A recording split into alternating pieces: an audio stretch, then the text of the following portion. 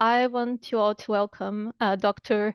Alex Antonelli. So this is, I'm hearing a beeping. I don't know if that's, oh, we have some people in the, I see, in the waiting room.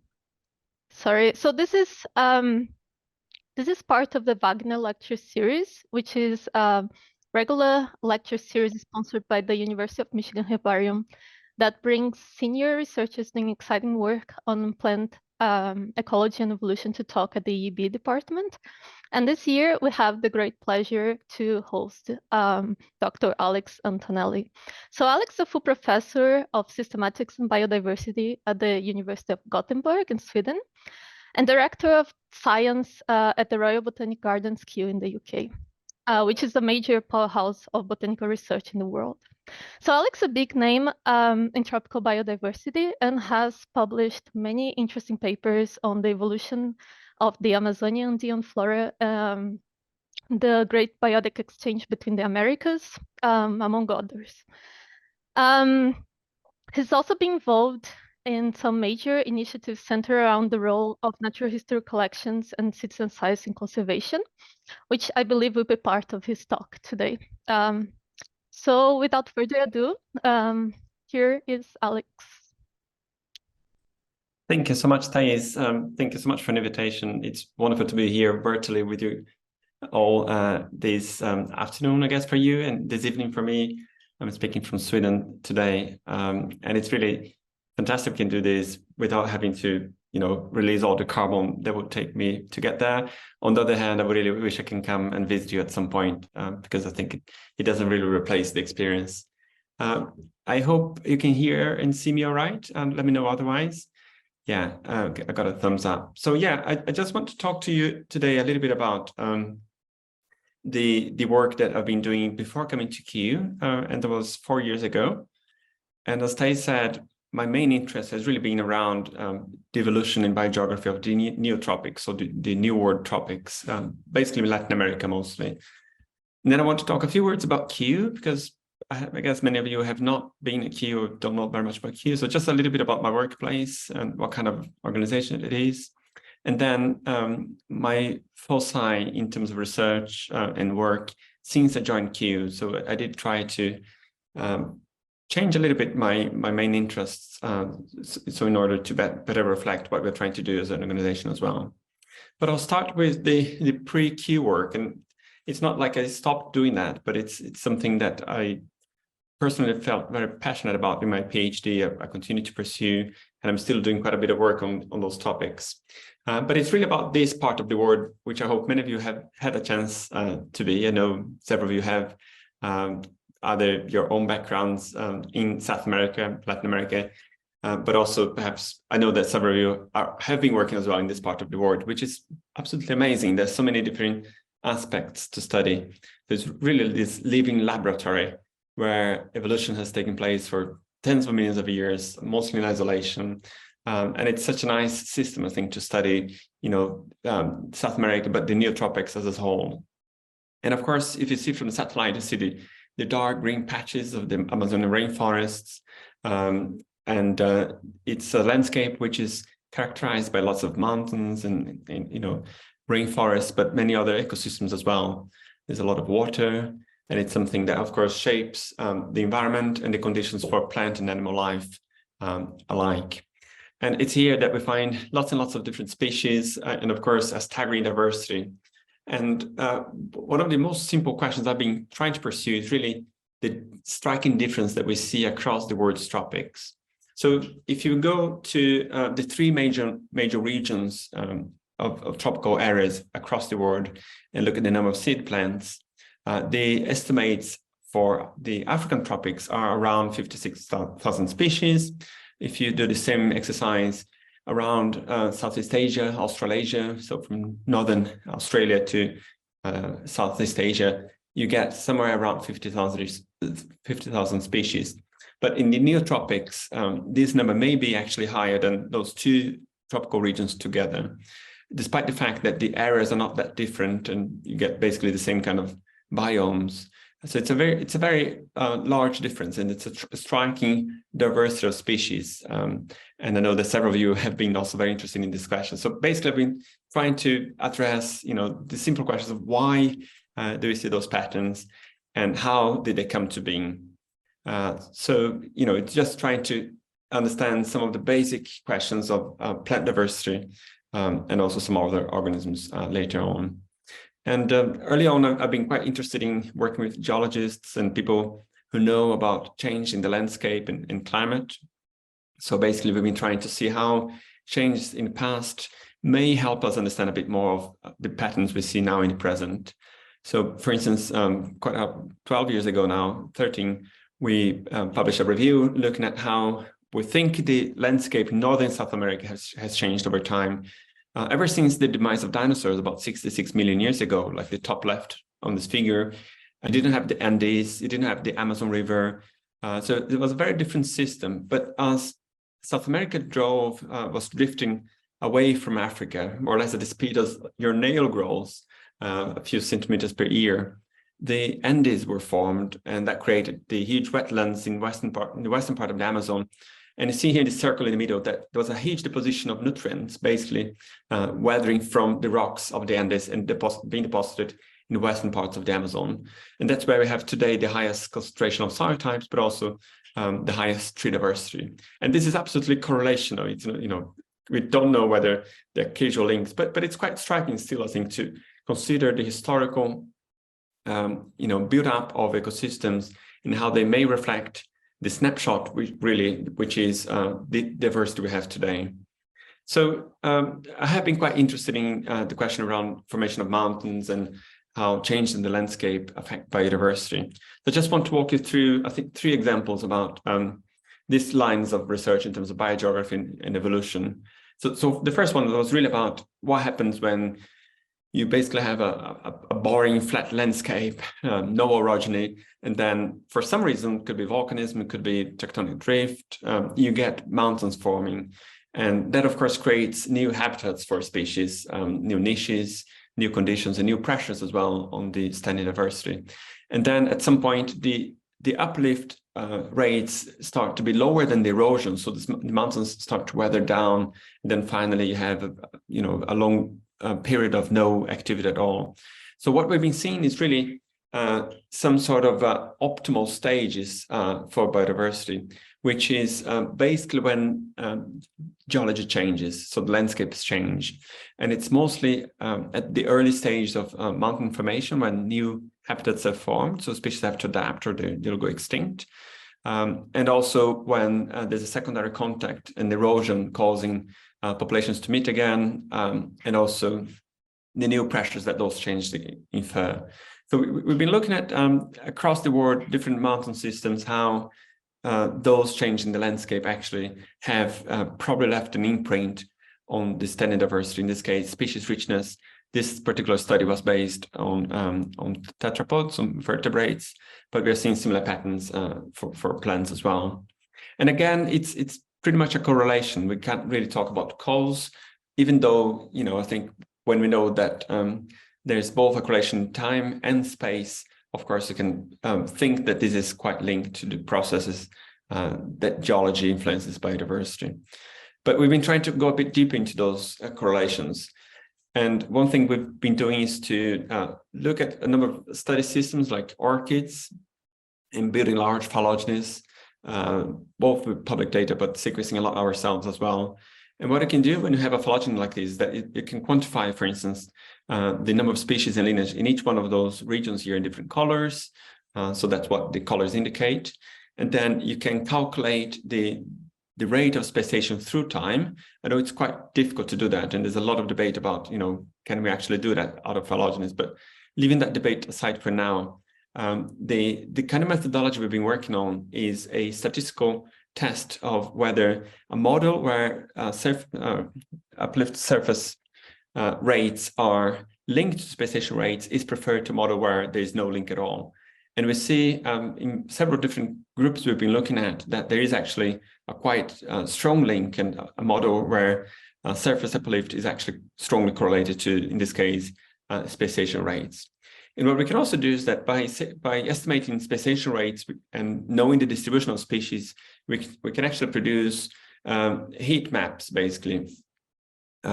Just heat maps where we see highest rates of speciation. And again, it really links well to what we know, or what we think we know in terms of the origin and evolution of those mountains, where the northern part of the Andes is the youngest one, and especially the Merida Andes, for instance, in large parts of Colombia.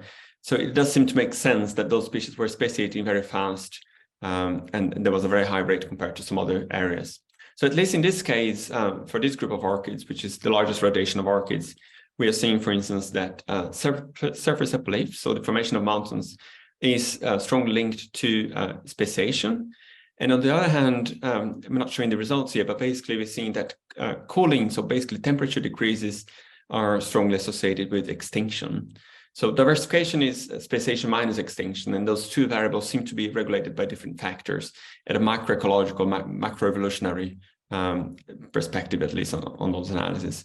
So we've been doing similar things for hummingbirds and some other plant clades as well, and we're seeing somewhat similar patterns where there seems to be quite a strong link in terms of change in the landscape and change in standard diversity or diversification rates. My second example of something that has been occupying my mind quite a lot is understanding basically the higher hierarchy, so to speak, of life on Earth, but basically revisiting the patterns that already Wallace identified in his classification of the world into different zoogeographic regions. So it's basically understanding how species not only group into communities and populations, but also how species interact with one another and build clusters or biogeographic regions, or bioregions as we can call them simply. And our contribution in this has been the use of networks, and in this case, bipartite networks, which is basically species that are linked to one another through a location. And it could be a grid, it could be a country or a county, depending on the scale of what kind of data you have at hand. But basically, perhaps I don't know if some of you are on Facebook. I'm on Facebook, and I might be friends, perhaps not with each one of you, but I mean, let's say that Thais is on Facebook, but we're not friends. But if Chris is a common friend, we might be linked through a third person. And that's a quite similar situation to species, because sometimes they do not co-occur in the same location, but they co-occur with a third species, which links those two. And we believe there's strong biogeographic information and signal, which is ignored by just looking at similarity indices. So we've been applying these in a series of different analyses and finding that quite powerful, because we can cluster, we can beam those species and their distributions into clusters, in a network clustering, and then we can project them back into a map, basically, and identify biogeographic regions. And it seems to work really well, and compared to some other classifications, it does seem to be quite powerful, and it's been independently assessed as such as well. So the thing we're doing now is to incorporate phylogenetic information into the clustering of species, and also to look at how this may change over time. So we're applying the network methodology, going back in time, where we're now able to explore how whole biomes have possibly been changing over time, and also looking at the different measures of robustness, because some of those regions are really striking. You see the colors here between North America, for instance, and between the US and northern Mexico and Mexico.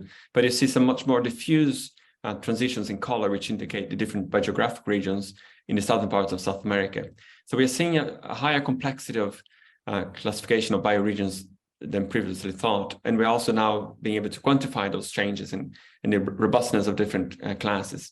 And that's quite interesting and important when people are interested in biogeographic analysis. And I'll show an example of that in my next slide, which is some work we've been doing to understand the assembly of the whole biomes across the neotropics and the different biotas they are composed of. So again, you just look at the different colors here, and those are the kind of results you can get from a bioregionalization analysis that I showed in the previous slide.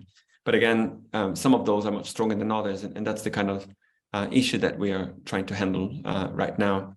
So in this study we published a few years ago, we basically we got data from many different groups. To see here the small images like birds, amphibians, mammals, ferns, flowering plants, reptiles.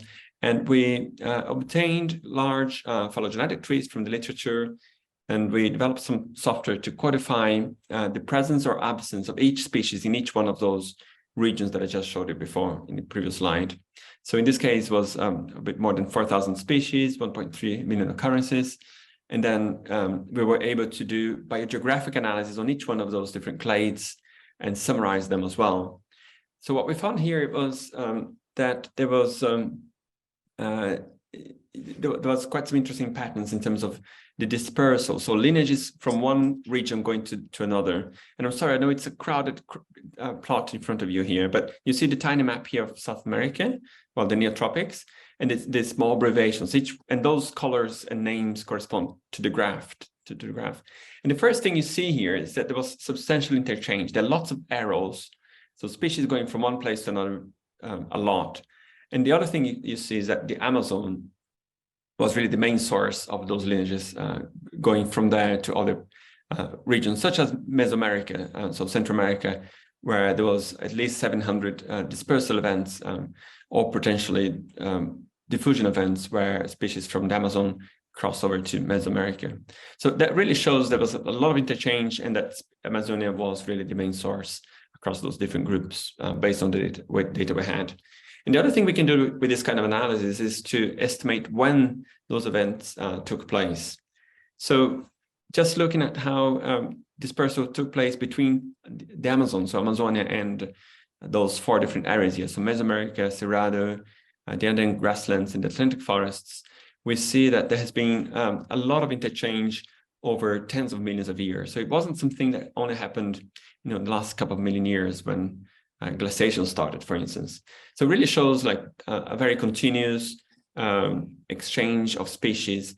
And we believe that this is one of the reasons why we have so many species in the neotropics. So I think we were able to at least quantify, based on the limited data really that those phylogenies had by that time, that there was a lot of interchange, and that those exchange had been taking place for a very long time. So this is just 3 examples of the kind of research that I've been very interested in. I am still very interested. I mean, in the bottom of my heart, that's the things that I really care about, really basic understanding of the patterns we see, and going from patterns to processes, so we understand, how what we're seeing today has been evolved over a very long time. But I want to pause here and actually talk a little bit about Kew. Because as I said, I assume that many people here have not been to Kew. Sorry, I'm getting some background noise. So the Royal Botanic Gardens Kew, it's a really interesting organization. It's been around for over 260 years, I think 263 years now. It's a World Heritage Site, so we are in the UNESCO guide. We are in the Guinness Record book because we have so many plant species cultivated, the highest number. So it's about 11 to 1,200 staff, about 350 in science. I think we're working in 106 countries at the moment. And we have a very extensive collection as well of both plants and fungi in our herbarium and fungarium. So it's a large research organization. Within the UK, most people think of Kew like a nice garden in Southwest London, and actually they don't even know that we're doing science, which is a bit of a challenge for us to get that perception shift. But anyway, you don't live in England, so you don't have that problem, I guess. But it's just in terms of who we are. And if you do come to visit us, we are distributed mostly at Kew Gardens in 2 main buildings, the herbarium and the jodrell. The herbarium where we have the plants, and the jodrell where we have the labs. We actually have a third one, which is the economic botany collection with 100,000 artifacts made of plants. But then we have a second site in the UK, which is the Millennium Seed Bank at Wakehurst. And there we have 2.4 billion seeds from 40,000 species. So it's the largest collection of wild species. It's not like in Svalbard where you have like all the crops, but we have the wild species.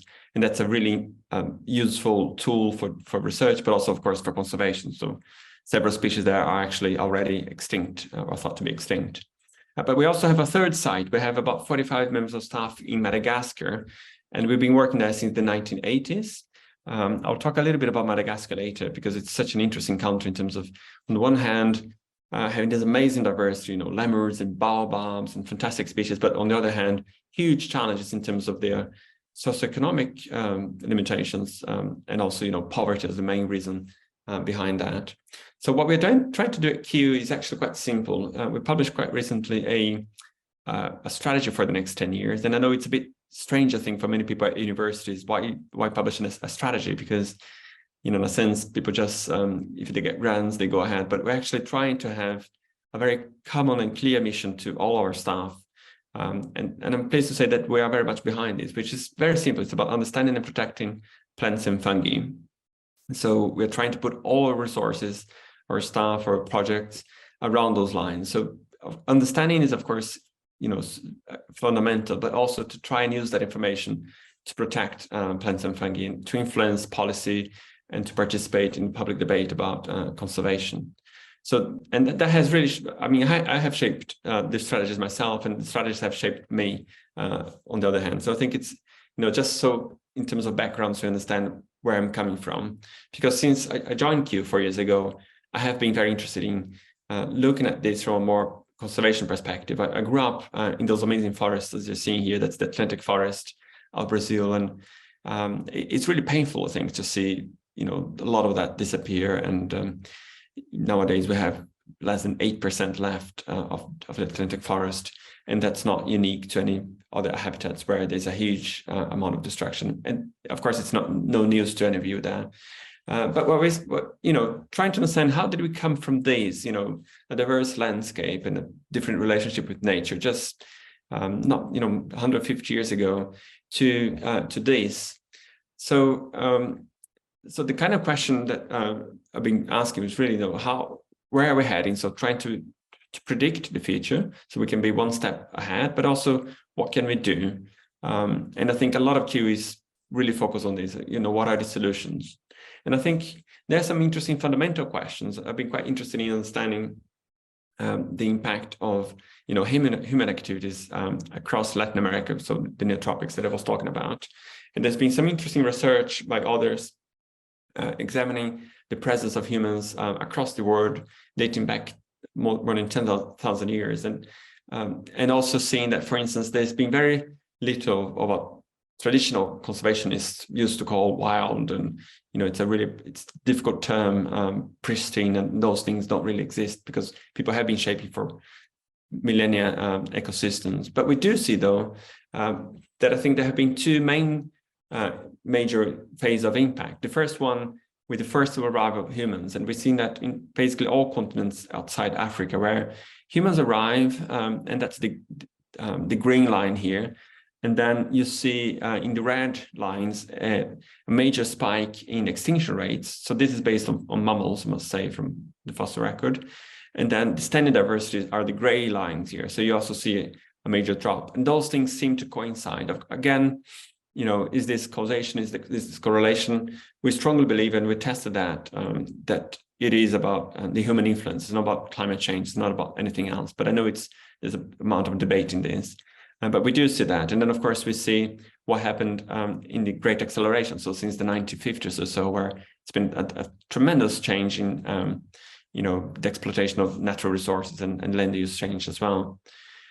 And when it comes to the impact on plants, just doing some quick analysis using data from the International Union for Conservation of Nature, so the IUCN Red List, we can see that it's around 40% of all species in the neotropics which are threatened. So one of the categories for threatened, and it's exactly the same number that we are seeing across the world, about 2 in 5 plant species that are now threatened.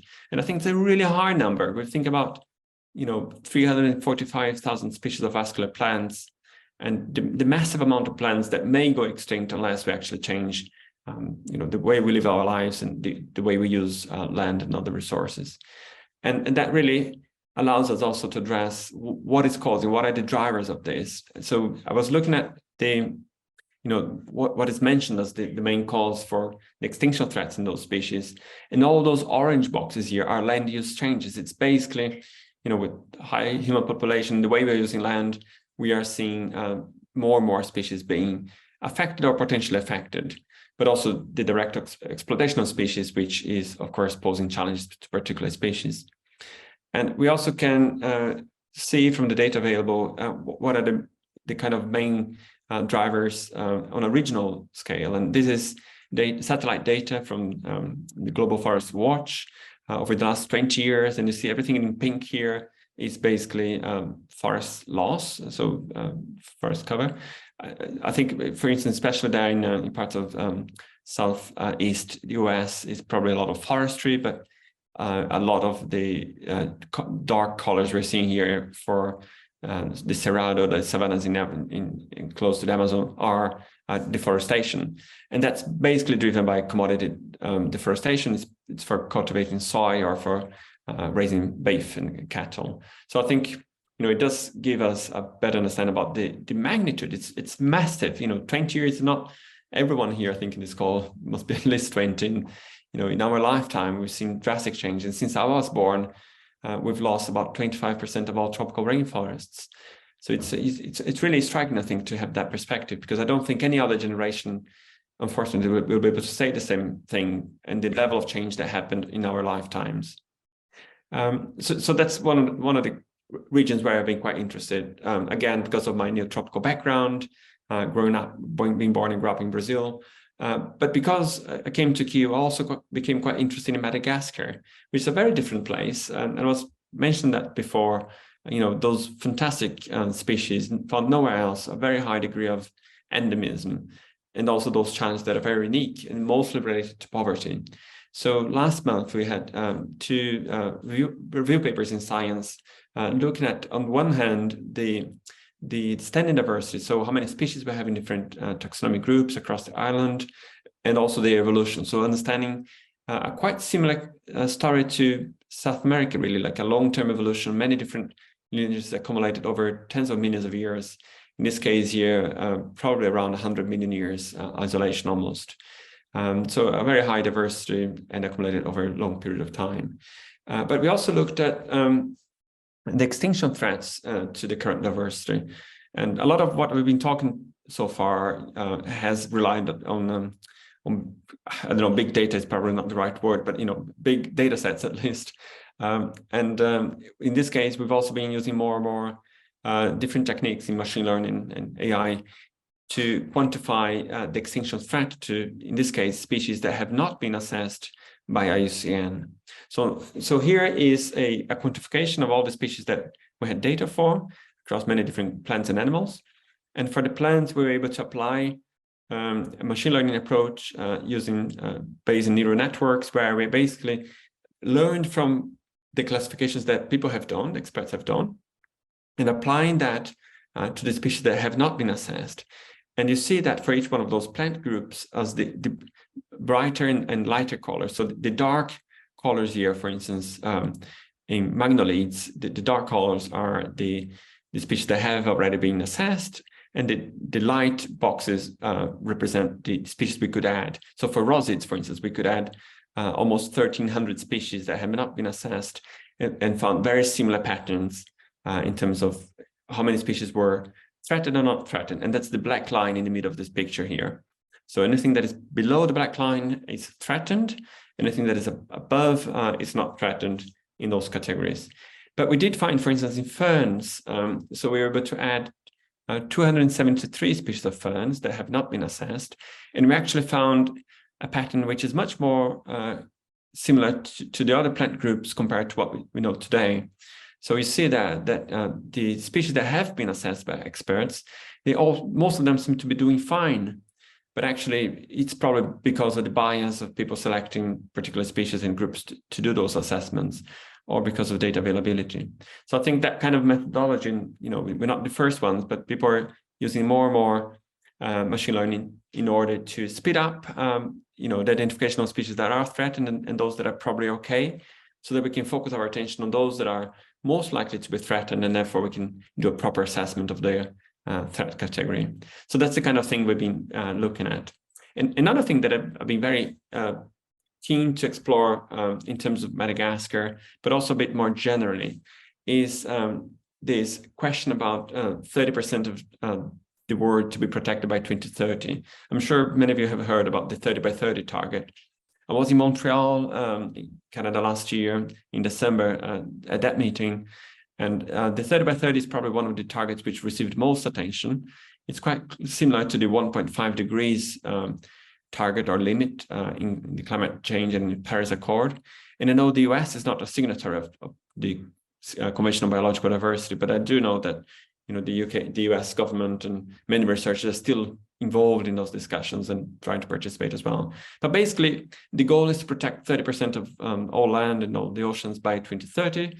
And it's all fine. I think there's plenty of evidence. We need a lot of areas which are properly managed. I think the question about protection is a difficult one because, what is protection? It's not about fortress protection, but it's about effectively managing those areas. But the case with Madagascar is that Madagascar has about 10% only of its land protected. And there are a few more percentage that are going to be added. But there's no way really the country will be able to manage an increase up to 30% by 2030. As I said, poverty is a huge challenge. It's the main challenge for any kind of conservation in the country. About 28 million people. It's the poorest country on earth, which is not at war at the moment. So it's a huge challenge. You can't just tell people, stop cutting forests because they need to cook. They need to warm up their houses. And I think we really need to understand the needs of the people and also to focus on the areas that are protected and so they're effective, because otherwise it's just a paper exercise. And I think there's been very little debate about the details and nuances when it comes to conservation. So that's something that I think Madagascar can help us with. So basically, at least for Madagascar, we are advocating, for instance, on the top right here, that conservation and restoration should not only be based on the protected area network, but actually around those areas, because then it can reduce the pressure on the protected areas. Plus, you can provide things like water supply, medicines, because they use a lot of plants medicines, shade, building material, all that in the restoration of ecosystems around those protected areas. And then a set of other suggestions about how to actually break that negative trend in Madagascar, because we're seeing a very drastic loss and huge amounts of species being threatened. Sorry, I didn't mention before, but for instance, in our analysis, we find that 90% of all plant species have some sort of threat, and most of them coming from agriculture. So it's a really difficult situation now. So my final example here in terms of my new area of research at Kew has been to explore more of how AI could help us in identifying both species that are a threat. That's the case as showed in Madagascar, but also regions which deserve the highest attention. So the way we approached this last year was to create a software based on something called reinforcement learning. And reinforcement learning is a technique of machine learning where basically if you play video games, that's what video games use a lot. You learn how to play, where to go in the game to get coins.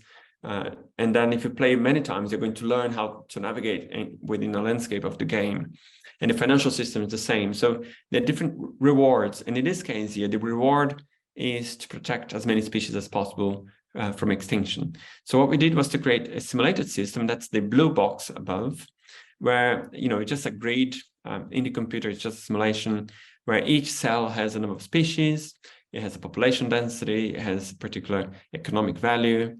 Each species has a particular range, belongs to a phylogenetic tree.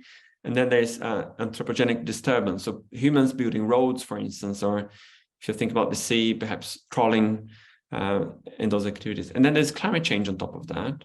And then species rank abundance. So all those variables are layers or features in the simulated system. And then we have the agent. And the agent is what makes the decisions.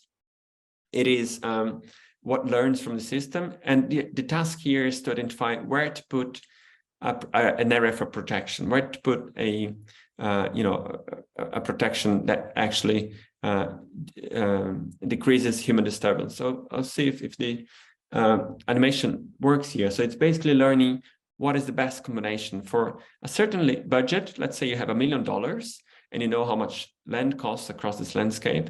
This methodology is going to identify you the best set of areas for protection. And that's something that, of course, is very important in the context of the 30 by 30 implementation, because it's a really hard mathematical problem. If you protect one area, where should you protect the next one?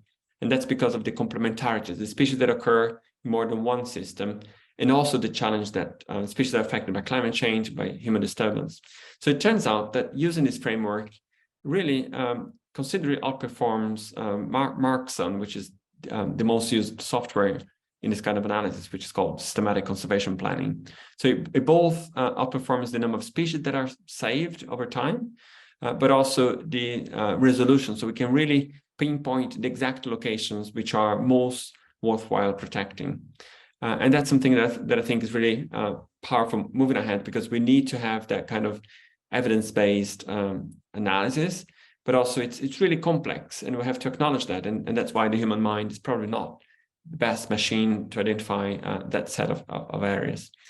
And one of the issues with AI is that it's very data hungry. And so a common question is, how do we get data? As Thais said, I mean, citizen science does play a very important role here. We're seeing a huge increase in interest on iNaturalist, for instance, and some other mobile apps to help you identify species. Another thing that we've been using is environmental DNA.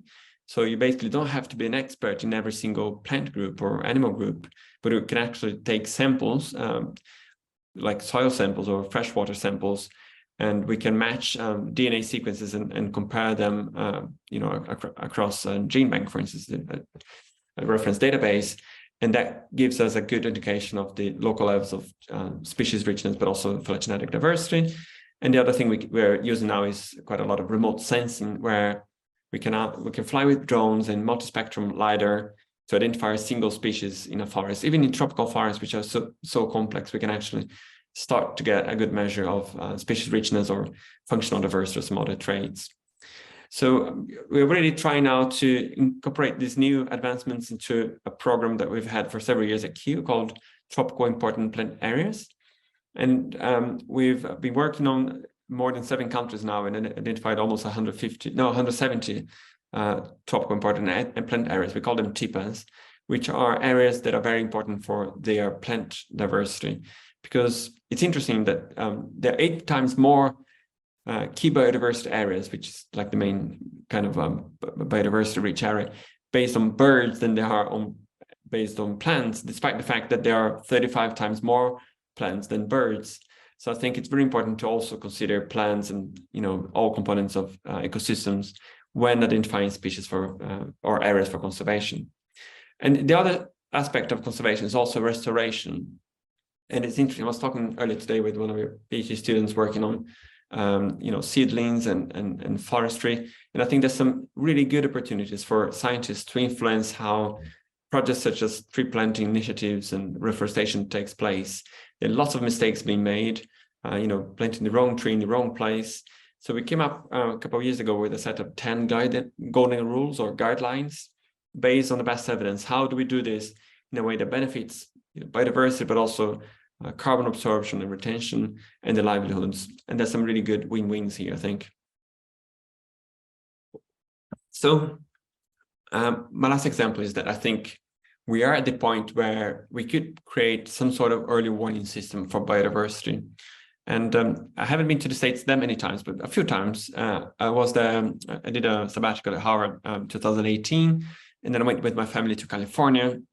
We were driving around, and then in Arizona, all of a sudden I get this text message that, flash floods, and I'm Brazilian, I didn't know what flash floods were, and flash floods seek safety immediately, and we couldn't see anything. We just drove to a place, and then all of a sudden there was this huge torrential rain coming. Maybe some of you are used to that, but it was the first time I actually saw something like this. And maybe we should have something similar to biodiversity. And I think because of the rapid rates of deforestation, we know distribution of many species, it would actually be possible to integrate, for instance, the framework I showed before, which we call CAPTAIN for area prioritization, plus the framework for identifying the extinction threat, and immediately see that a species goes from being in one category to another. And that's the kind of thing that would help policymakers and the community to realize when it's urgent, there's an urgent need for doing something basically to protect those species or those areas, because otherwise it would take years and years and years before we actually realize that things are extinct. So I think there's a good opportunity now for combining citizen science, remote sensing, and AI in creating an early warning system for biodiversity. And that's it. I just want to conclude. I hope it didn't bore you too much. So in terms of conclusions, I think that biodiversity science is both exciting and useful. I think as a scientist, I've always felt a bit like living in a bubble. It's fantastic to be able to work on deep questions about, all kinds of fundamental questions, which are really important. But I also think we all should think a little bit more about the relevance and how we could actually use some of that knowledge in society as well. And I think we do have to realize, and if in the best of the words, we were not going to be needed, and we could do whatever we wanted, and there wasn't any need for that. But the world is in crisis, and it's not an exaggeration, I think, that many places around this world are not going to be there in 10, 20 years. So I think we have to really think about how we can make ourselves helpful and participate in that public debate. And I really think that to achieve impact, I think we need to join forces and work collaboratively. So I really hope that this is the beginning of a conversation with you in University of Michigan and we at Q, and there could be good opportunities, I think, for discussing more collaborations. And I want to end by doing some shameless advertisement for a book where I expand on a lot of what I said today in terms of my thinking about conservation, about what needs to be done, the threats, but also a lot of the solutions that we see in terms of turning this curve in biodiversity loss. It came out, that's how it looks like in the States with that cover. In the UK, it's the same text, but it's a very different cover. But that's, I guess, what you could get at Amazon if you went there. And I want just to finish by showing this beautiful image. It's a piece of 120 hectares of rainforest in the east coast of Brazil. So after being so many years working as a scientist and publishing papers, my wife and I, we just felt we wanted to do something on the ground. So we basically put almost everything we owned. We had 200 pounds in our account afterwards, but we bought this piece of forest, and we're establishing that as a new research and conservation center, non-profit, of course. So if anyone is interested in doing any kind of field work or doing a workshop or something there, do let me know. So we want this to be a nice place for people to learn about the amazing diversity in the Brazilian Atlantic forest, which many people don't know about. But it's an ecosystem which has now less than 8% left, as I mentioned before. And that's it. Thanks so much for listening to me, and I'm looking forward to our discussion.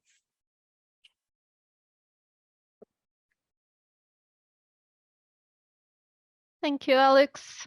It was very interesting integration perspective of your before and current research at Q.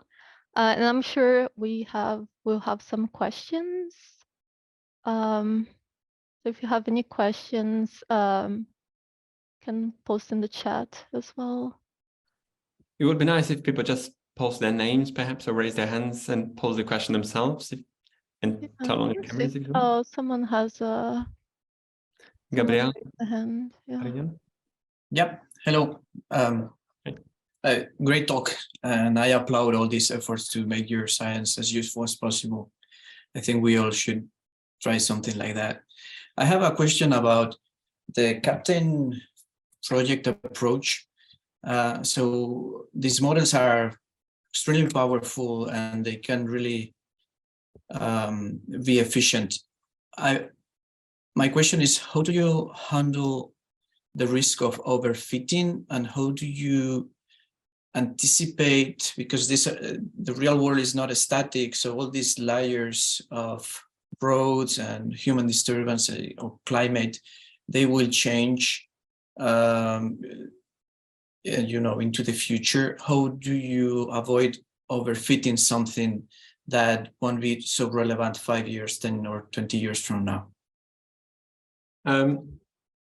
Very good questions, Gabriel. So I think perhaps the second part of your question about the dynamic nature of the system, that's really one of the key aspects of Captain, because a lot of the systems are just designed to do like a one-off prioritization.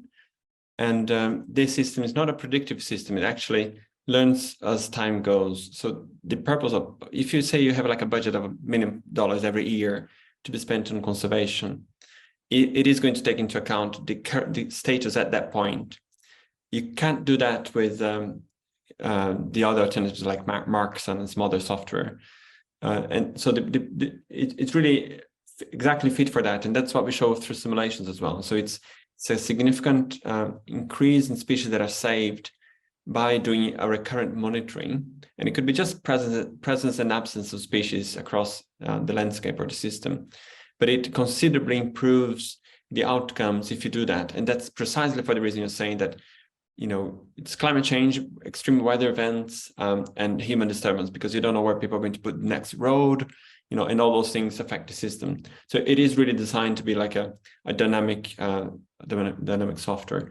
The nice thing about using the neural network here is really that it can add lots of features, even if you don't have a preconceived hypothesis or idea about how those data layers could be, you know, influencing the outcome. So, you know, theoretically, you could actually, we do have, you know, climatic, environmental variables. You could have socio-economic variables as well. So you can have a whole range of different variables without increasing to the statistic error associated with those. And then you need to have a lot of data points, of course, to train those data sets, because otherwise the machine learning would just learn out of the data, predict the data points themselves. But there are ways of circumventing that. And, you know, in a simulated system, it's easy because it can just have a large sample size. But we've been applying that to empirical cases as well, and it seems to be doing very fine. Thanks. I don't know if you have any further questions. Questions? Don't be shy. I have a question, actually. Yes. Now that you Yeah. have thought, probably, I mean, I'm sure you have thought a lot about why the neotropics are the most biodiverse tropical region compared to the African tropics and Southeast Asia.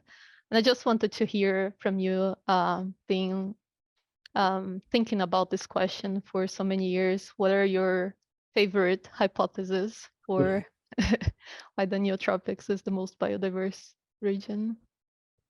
You know, I don't think we'll ever really know this, and people have different ideas.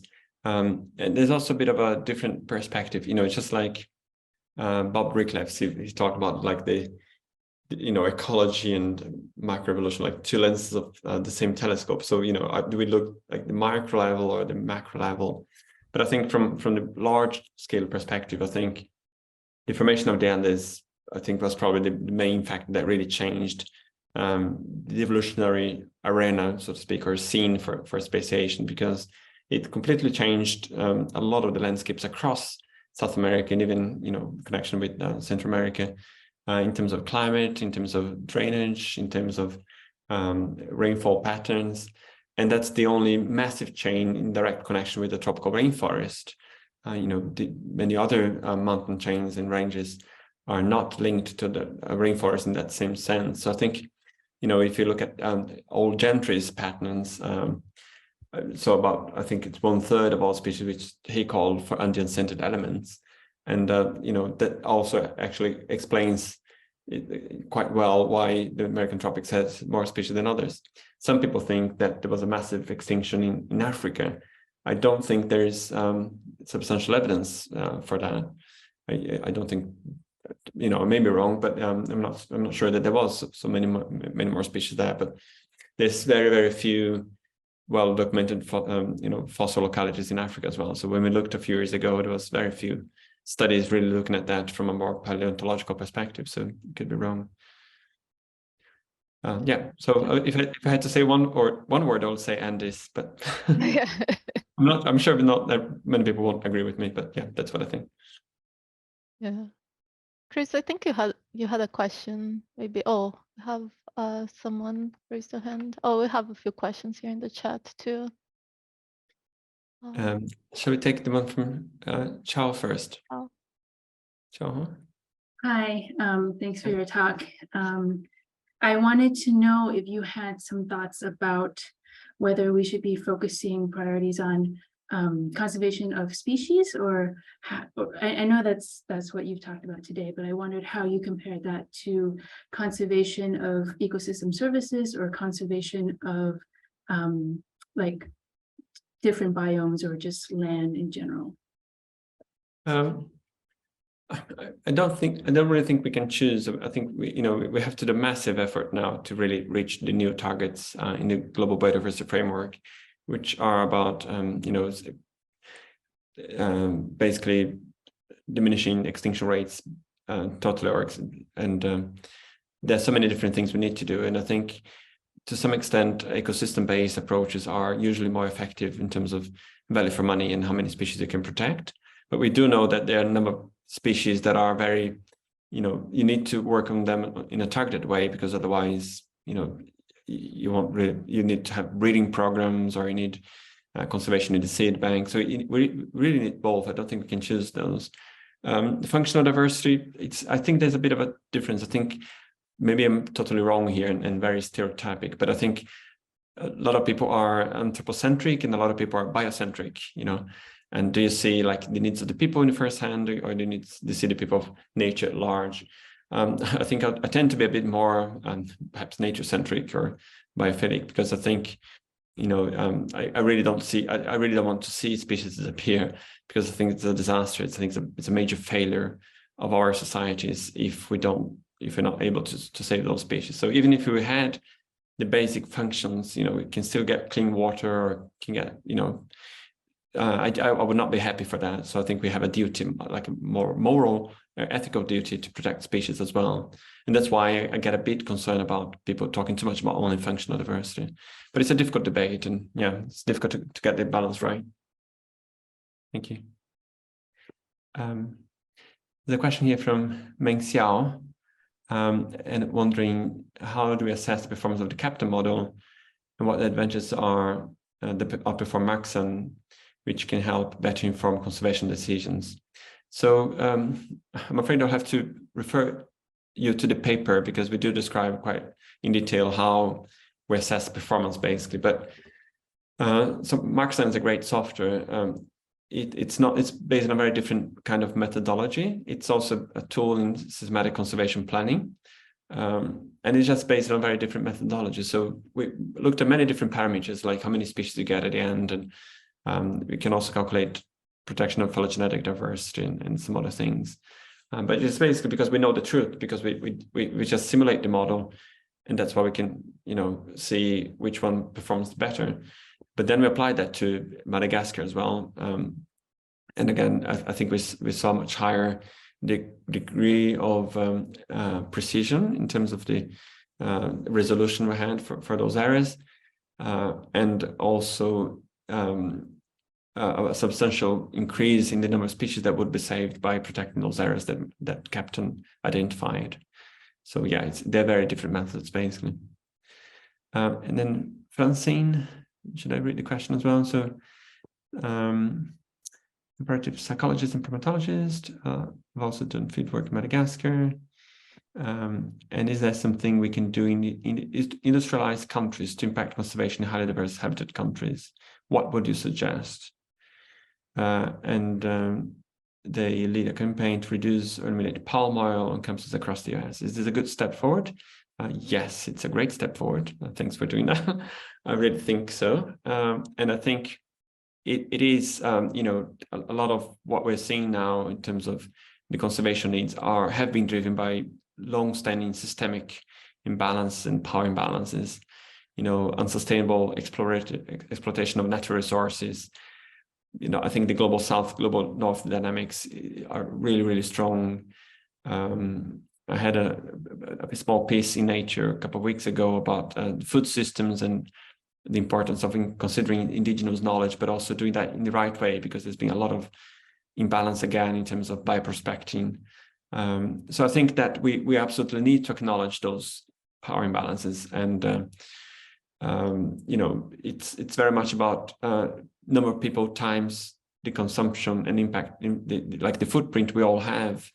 So I get a little bit upset when people say, "Oh, I found the problem to all questions, which is about population, human population."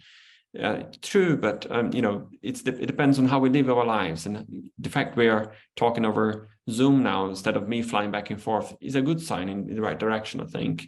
But there's so many more things we need to do, and I think each one of us in wealthy countries will have a much disproportionate impact on the environment. And those 28 million people in Madagascar, or parts of Africa and Latin America, which are very heavily populated, but they have a very low carbon footprint. So I think all those things need to be taken into consideration.